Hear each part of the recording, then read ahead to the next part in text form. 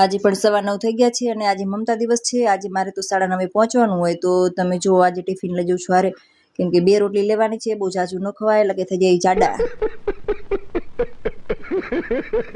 ચાલો તો સેન્ટરે પહોંચી ગઈ છું અને તમે જુઓ અમારા સેન્ટરના ઝાડવા એકદમ અત્યારે વરસાદ આવે છે એટલે તો લીલાછમ ઝાડવા છે મસ્તીના। અને આજે જો મમતા દિવસ છે એટલે મમતા દિવસનો પડદો મારે બાંધવાનો હોય તો પડદો બાંધી દીધો છે અને બપોરનો ટાઈમ થઈ ગયો છે।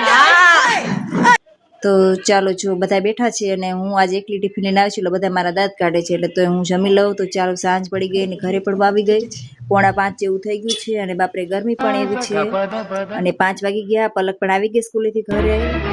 આપણે નોકરી ગયા હોય કે ન ગયા પણ કામ તો કરવું જ પડે। તો જો ઘરે આવીને ચા પાણી બનાવી નાખ્યા અને પલક તો ચામાં દૂધ નાખ્યા વગર તો પીવે નહીં, તો અંશ દૂધ લેવા ગયો છે ત્યાં સુધી મને કે મમ્મી મને નાસ્તો આપ, તો નાસ્તો આપ્યો એટલી વારમાં તો કે તું જલ્દી ખાઈ લે મારે એક નવનીત લેવા જા।